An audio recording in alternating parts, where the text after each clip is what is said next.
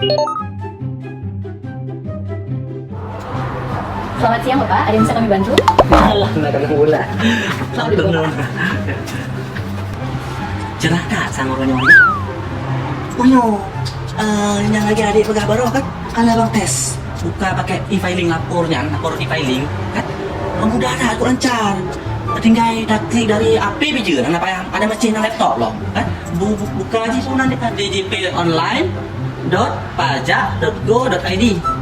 Dengan pilih formulir, password data, tinggal kirim aja. Tengok aja aku pilih DJP. Lagak petugas Ji.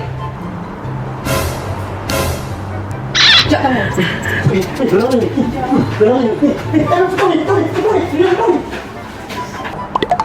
Pakai e-filing lebih awal, lebih nyaman.